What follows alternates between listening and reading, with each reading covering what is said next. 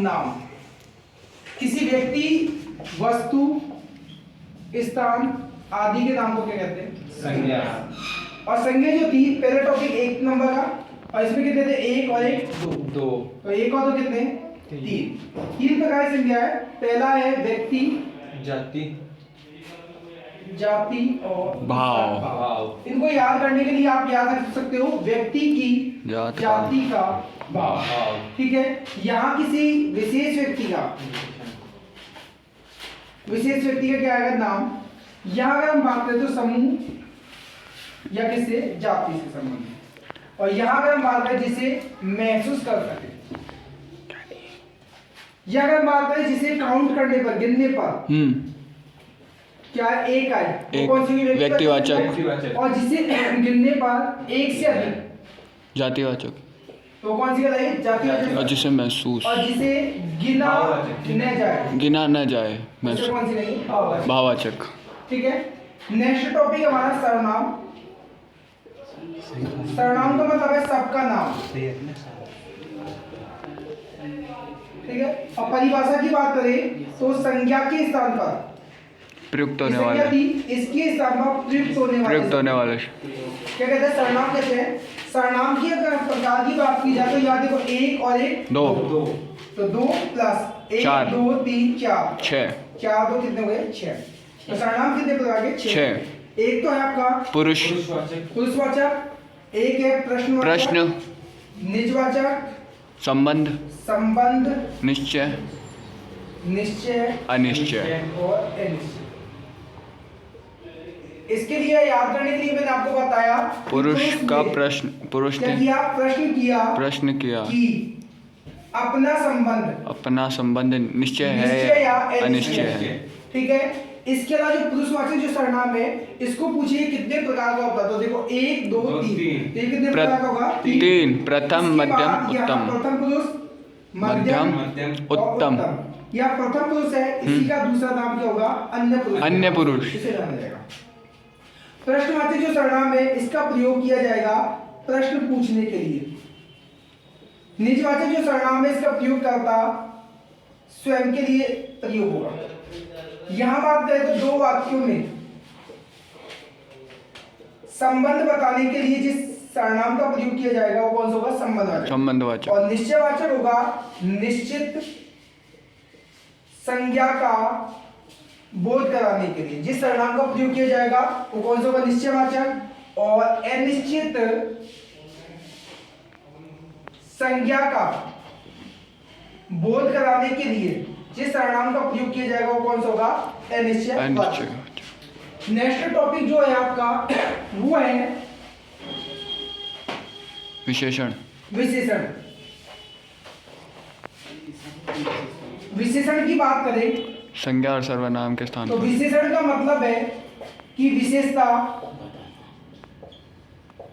बताओ। अब वो विशेषता जो बताई जाएगी वो किसकी होगी? संज्ञा और सर्वनाम की। सर्वनाम। अगर ये पूछे जाए विशेषण कितने प्रकार का होता है तो 1 2 3 4 कितने प्रकार का? 4। यहाँ अगर बात की जाए तो सार्वनामिक, गुण, संख्या और परिमाण। इनको याद करने के लिए ध्यान रखोगे सार्वनामिक गुणों की संख्या परिमाण में बदल गई। इस माध्यम से इसको याद किया जा सकता है। सार्वनामिक जो विशेषण होगा जो सर्वनाम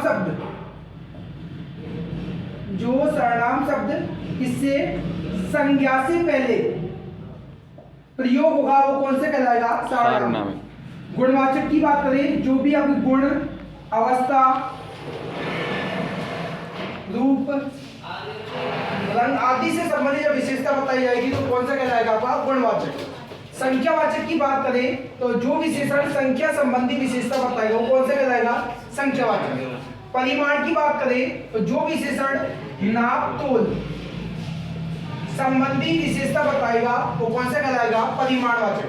संख्यावाचक जो विशेषण है इसकी बात करें तो देखो ये आपको 2 नजर आ रहा है। कितने प्रकार का होगा? 2। एक तो होगा निश्चित, अनिश्चित, और एक होगा आपका अनिश्चित। इसी प्रकार से परिमाण की बात करें तो ये चार का आधा क्या होगा? दो। दो। ये भी कितने प्रकार का? दो। निश्चित और अनिश्चित। इसके अलावा विशेषण में ध्यान रखोगे, एक होता है आपका विशेष्य। विशेष्य की बात करें जिसकी किसकी संज्ञा या सर्वनाम की विशेषता प्रकट की जाती है उसे क्या कहेंगे? विशेष। एक होगा आपका प्रविशेषण या होगा प्रतिविशेषण। अगर इसकी बात की जाए तो विशेषण की विशेषता बताने वाले विशेषण की विशेषता बताने वाले शब्दों को क्या कहेंगे?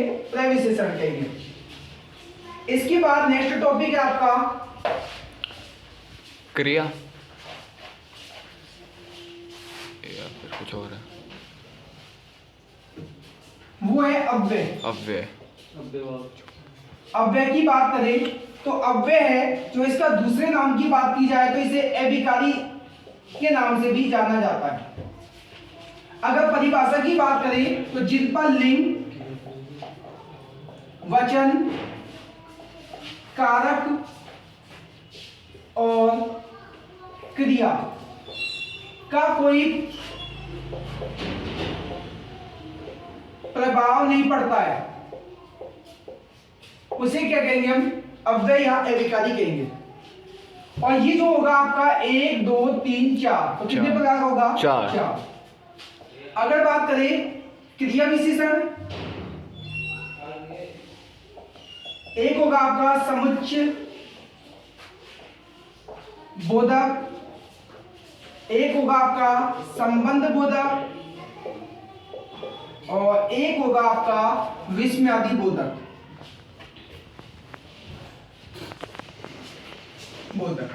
इस प्रकार से जो अव्यय का जो टॉपिक है वो कितने प्रकार का होगा आपका? चार। या क्रिया विशेषण की बात करें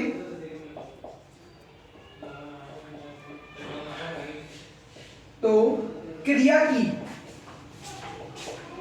विशेषता बताने वाले शब्दों को क्या कहते हैं? क्रिया विशेषण कहते हैं। इसके बाद जो नेक्स्ट जो टॉपिक है आपका वो होगा क्रिया का टॉपिक।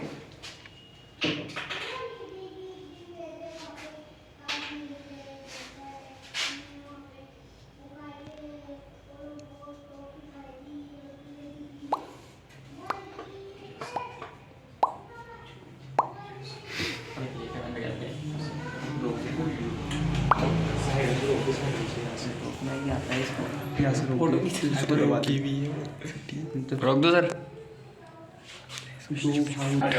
मोबाइल में पकड़ना नहीं है। नेक्स्ट टॉपिक है आपका क्रिया। क्रिया का मतलब है कार्य का होना, करना या होना। यहां बात करें कर्म के अनुसार, क्रिया की बात करें तो कर्म के अनुसार क्रिया होगी आपकी दो प्रकार की, क्योंकि इसमें एक और एक दो। नंबर एक है आपकी सकर्मक और नंबर दो है अकर्मक। यहां देखो से का मतलब होता है साथ में, ठीक है। जिन क्रियाओं के साथ में क्या होगा? कर्म होगा, वो कौन सी कहलाएगी? सकर्मक। और जिन क्रियाओं के साथ में क्या ए का मतलब होता नहीं, जिन क्रियाओं के साथ में क्या नहीं होगा? कर्म नहीं होगा, उसे कौन सी कहेंगे? अकर्मक क्रिया कहेंगे। दोनों की पहचान के लिए आपको क्रिया से पहले क्या लगाना है? क्या? जैसे बालक पुस्तक पढ़ता है, यहां दिया तो यहां क्रिया से पहले आपने क्या लगाया? क्या पढ़ता है। अगर इसका आंसर आएगा तो क्रिया कौन सी कहलाएगी? सकर्मक। और आंसर नहीं आएगा तो कौन सी कहलाएगी? अकर्मक। जैसे हमने यहाँ किया कि बालक हंसता है, तो यहाँ हमने प्रश्न किया कि क्या हंसता है, तो इसका कोई आंसर नहीं आएगा तो क्रिया कौन सी कहलाएगी? अकर्मक। इसके बाद बात करें काल के अनुसार जो क्रिया है उसके तीन भेद होंगे। एक तो होगा भूतकालिक, वर्तमान कालिक। एक होगा आपका वर्तमान कालिक, और तीसरे की बात की जाए तो वो होगा आपका भविष्यत कालिक। जो क्रिया बीते हुए समय का बोध कराने वाली होगी वो तो कहलाएगी भूतकालिक, और जो क्रिया वर्तमान या तात्कालिक समय का बोध कराने वाली होगी वो कौन सी कहलाएगी? वर्तमान कालिक। और आने वाले समय का बोध कराने वाली कौन सी कहलाएगी? भविष्यकालिक। इसके अलावा बात की जाए तो कुछ और क्रियाएं हैं जिसमें आपकी है पूर्वकालिक। तो यहां बात करें, पूर्व का मतलब होता है पहले और काल का मतलब होता है समय। जो क्रिया पहले समय में क्या होगी? पूर्ण होगी या क्या होगी? समाप्त होगी, और उसमें कार्य या करके जुड़ा होगा वो कौन सी कहलाएगी? आपकी पूर्वकालिक क्रिया कहलाएगी। इसके अलावा एक क्रिया आपकी है प्रेरणात्मक क्रिया।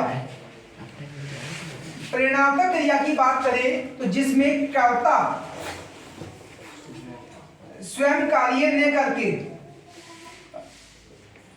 अपनी प्रेरणा से किसी दूसरे व्यक्ति से जब कार्य करवाता है तो वो कौन सी कहलाएगी? आपकी प्रेरणात्मक क्रिया। इसके अलावा बात करें संयुक्त क्रिया की तो दो या दो से अधिक क्रियाओं के योग से बनने वाली जो क्रिया होगी वो कौन सी कहलाएगी? आपकी संयुक्त क्रिया। इसमें एक तो होगी आपकी मुख्य क्रिया और एक होगी आपके सहायक क्रिया। ये आपका है क्रिया का टॉपिक। नेक्स्ट टॉपिक की अगर हम बात करें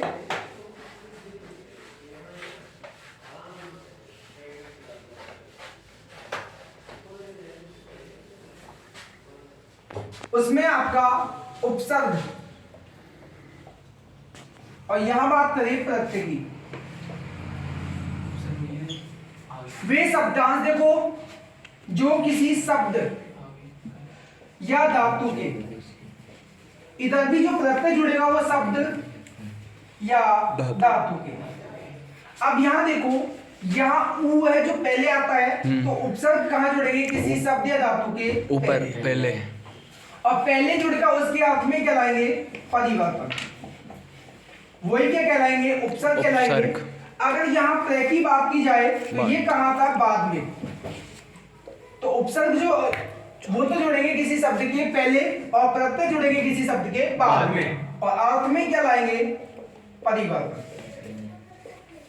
वो क्या कहलाएंगे? प्रत्यय कहलाएंगे। यहाँ उपसर्ग की बात की जाए कि उपसर्ग होते कितने प्रकार के हैं, तो यहाँ देखो इस शुरुआत में क्या था? तीन। तो उपसर्ग कितने प्रकार के? आपके तीन। एक आपके होंगे हिंदी के, दूसरे जो होंगे जो संस्कृत के और तीसरे होंगे विदेशी। यहाँ जो संस्कृत के जो उपसर्ग है इनकी संख्या होगी वो 22 होगी। इसके बाद प्रत्यय की बात करें तो ये 4 आपका दिखाई दे रहा है, इसका आधा करेंगे तो क्या हो जाएगा? 2। तो ये होंगे आपका एक तो कृत, जिसे कृदंत के नाम से भी जाना जाता है। एक होगा आपका तद्धित। जो कृत जो प्रत्यय है ये तो जुड़ेगा धातु या क्रिया में, और तद्धित की बात करें तो ये जुड़ेगा किसमें? शब्द में। ये था प्रत्यय के आपका टॉपिक जो आपके एग्जाम की दृष्टि से है। नेक्स्ट टॉपिक की बात करें तो उसमें आपका है समास का टॉपिक। समास। इसकी बात करें तो दो या दो से अधिक पदों को मिलाकर एक नए पद का निर्माण करना क्या कहलाएगा? समास। समास। और समास की बात करें ये होता कितने प्रकार का है? तो देखो 1 2 3, और 3 को हमने किससे 2 से क्या किया? इनटू किया तो क्या आ गया? 6। तो समास कितने प्रकार के? 6। अगर बात करें वो कौन कौन से हैं तो यहाँ आपको एक लाइन याद रखनी है, अंता की दादी बोली। यहाँ एक का मतलब है आपका अव्ययी भाव समास। अव्ययी। कैसे ध्यान रखोगे कौन सा तत्पुरुष समास होगा? तत्पुरुष। कैसे अगर बात करें तो कौन सा होगा? कर्मधारय समास होगा। और जैसे अगर बात करें तो कौन सा होगा? द्विगु। द्वंद्व समास। द्वंद्व, हाँ। दी से बात करें तो आपका होगा द्विगु समास। द्विगु। और वैसे बात बहुव्रीहि। करें तो कौन सा होगा? बहुव्रीहि समास। यहाँ बात करें तो अव्ययभाव समास है, इसमें कौन से पूर्व पद की प्रधानता होती है? तत्पुरुष की बात करें तो इसमें उत्तर पद या दूसरे पद की प्रधानता होती है। और कर्मधारय में बात करें तो इसमें विशेषण और आपका विशेष से होगा, या आपका उपमान उपमेय होगा। यानी जिसका पहला पद विशेषण विशेष या उपमान उपमेय हो वो कौन सा कहलाएगा? कर्मधारय समास। द्वंद्व समास की बात करें तो जिसमें दोनों पदों की प्रधानता होगी वो कौन सा कहलाएगा? द्वंद्व समास। और द्विगु समास की बात करें तो जिसका पहला पद क्या होगा? संख्यावाची होगा, वो कौन सा कहलाएगा? आपका द्विगु समास। और बहुव्रीहि समास की बात करें तो बहुव्रीहि समास में क्या होता है? अन्य पद की क्या होगी? प्रधानता होगी, वो कौन सा कहलाएगा? बहुव्रीहि समास। जो अव्ययभाव समास था इसका पूर्व पद होगा वो या तो मिलेगा आपको अव्यय या होगा आपका उपसर्ग। जैसे अगर मान लो एग्जांपल की बात करें तो यहां आपका यथाशक्ति है, तो यहां जो यथा है वो क्या आपका अव्यय पद है। अगर तत्पुरुष समास में उत्तर पद या दूसरे पद की प्रधानता होगी और साथ में कहा जाए तो इसमें विभक्ति चिन्ह जो है उनका क्या होगा? लोप होता है, वो कौन सा होगा? आपका तत्पुरुष समास। अब इसमें देखिए विग्रह करने का जो तरीका कि इसका विग्रह किस तरीके से किया जाएगा। सबसे पहले बात करें हम यहां द्विगु समास की, तो द्विगु समास का जो विग्रह करना है इसमें सबसे पहले संख्या है, संख्या को हिंदी में लिखना है। संख्या को हिंदी में लिखकर उसके बाद जो भी संज्ञा है संज्ञा को हमें लिखना है बहुवचन में, और इसके बाद में हमें लगाना है का समूह, वो कहलाएगा आपका द्विगु समास का विग्रह। जैसे अगर बात करें यहां दिया आपको पंचवटी, ये दे दिया तो यह पंच का मतलब होगा पांच संख्या, और यहाँ वट मूल शब्द क्या है? वट। इसको बहुवचन में लिखा तो क्या बना? वटों। और लास्ट में आपको क्या लगाना है? का समूह। क्या बन गया? पांच वटों का समूह। इसी प्रकार से द्वंद्व समास की बात करें तो इसका विग्रह करने का तरीका आपका प्रथम पद लिखा जाएगा, इसके बाद में आपको लगाना और इसके बाद में आपको लिखना दूसरा पद। जैसे यहां है माता पिता, माता तो इसका विग्रह करोगे माता च पिता और पिता। पिता। अगर दो से अधिक संज्ञा हो तो अंतिम संज्ञा से पहले हमें क्या लगाना होगा? और लगाना होगा। जैसे बात करें हाथी, घोड़ा, पालकी, तो यहाँ हाथी कौमा घोड़ा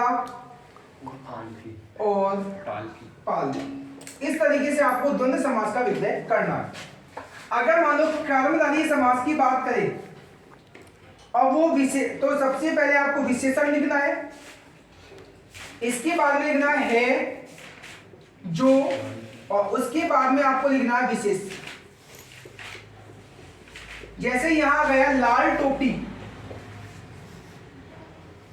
तो सबसे पहले आपको लिखना लाल, लाल है जो टोपी। इस तरीके से आपको विशेषण विशेष वाला है उसका विग्रह करना है। इसके बाद नेक्स्ट अगर मान लो बात करें इसमें तो उपमान उपमेय से संबंधित हो तो सबसे पहले आपको लिखना है उपमान प्लस के समान, और उसके बाद में लिखना आपको उपमेय। जैसे अगर चंद्र मुख, तो चंद्र या कोष्टक में लिखना चाहो तो आप लिख सकते हो चंद्रमा के समान, मुख चेहरे वाला, मुख वाला। इस तरीके से आपको जो कर्मधारय समास है इसका आपको विग्रह करना है। इसके बाद नेक्स्ट बात करें अव्ययभाव, इसका जब विग्रह करना है आपको तो यथा से संबंधित हो तो सबसे पहले आपको संज्ञावाची पद लिखना है। उसके बाद लिखना के अनुसार, जैसे आया यथाशक्ति, तो आपको वहां लिखना है शक्ति संज्ञावाची पद है, इसको हमने सबसे पहले लिखा, इसके बाद में क्या लिखना, के अनुसार। अगर मान लो प्रति से संबंधित हो तो सबसे पहले आपको लिखना हर, इसके बाद में लिखना आपको संज्ञावाची पद। तो जैसे मान लो आया प्रतिदिन, तो आपको वहां लिखना हर दिन। अगर मान लो ना, बे, ला इनसे संबंधित हो तो आपको सबसे पहले लिखना बिना, इसके बाद संज्ञावाची पद और इसके बाद में लिखना के। जैसे आ गया बेईमान, तो आपको वहां लिखना होगा पहले बिना इस तरह पर, इसके बाद संज्ञावाची पद ईमान और लास्ट में क्या लिखना आपको के। इस तरीके से आपको अव्ययभाव समास का विग्रह करना होगा। नेक्स्ट अगर बात करें तो बहुव्रीहि समास की अगर बात करें, जैसे सबसे पहले पहला पद लिखना है, इसके बाद में लिखना आपको है, इसके बाद में आपको लिखना है दूसरा पद, इसके बाद में जिसका, जिसके, जिसकी, वो वाक्य के अनुसार आपको लिखना होगा। जैसे बात करें दशानंद, तो सबसे पहले आपने यहां लिखा दस आनंद, इसके बाद लिखना आपको है आनंद जिसके। इसके बाद अगर बात करें तत्पुरुष समास, तो इसमें उत्तर पद की प्रधानता होगी। जैसे यहां आया स्नान घर, तो सबसे पहले इसमें पहला पद लिखना है, इसके बाद में विभक्ति चिन्ह, उसके बाद में आपको लिखना दूसरा पद। जैसे स्नान घर आया तो स्नान के लिए घर। इस तरीके से आपको जो समास का जो टॉपिक है वो करना है। नेक्स्ट टॉपिक की बात करें तो आपका संधि का टॉपिक है।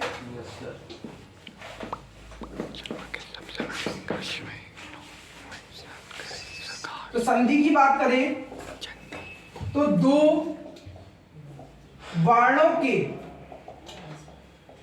परस्पर मेल से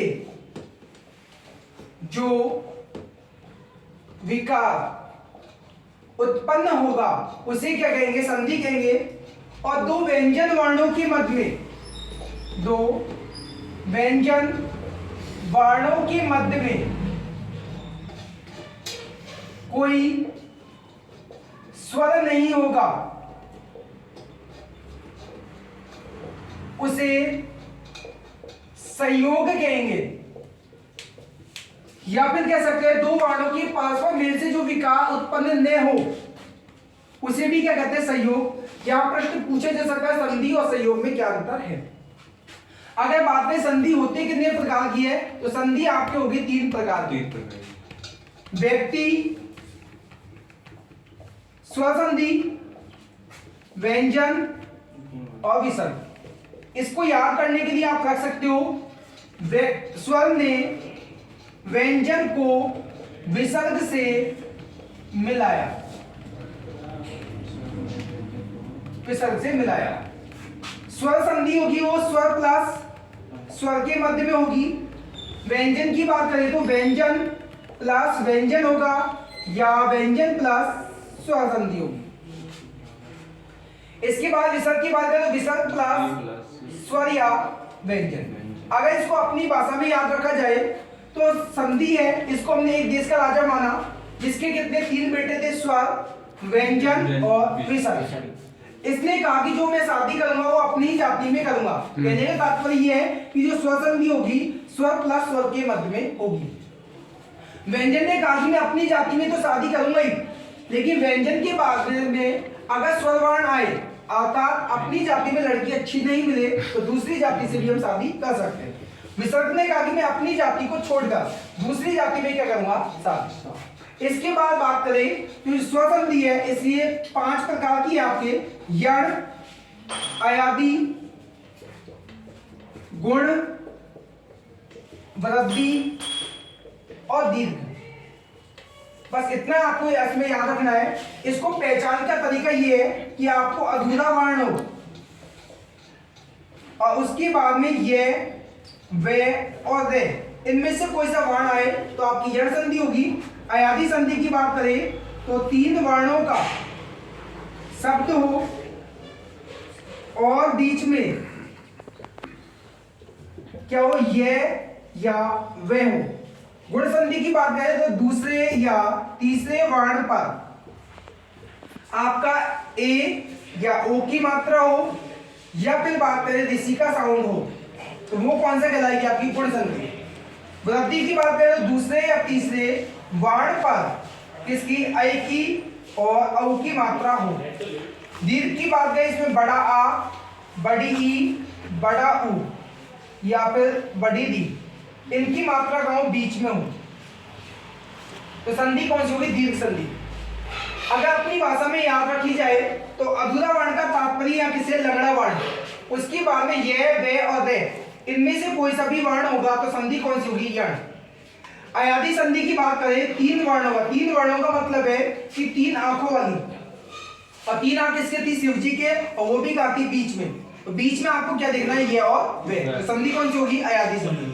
गुण संधि की बात करें तो दूसरे या तीसरे वर्ण पर किसकी, ए और ओ की मात्रा।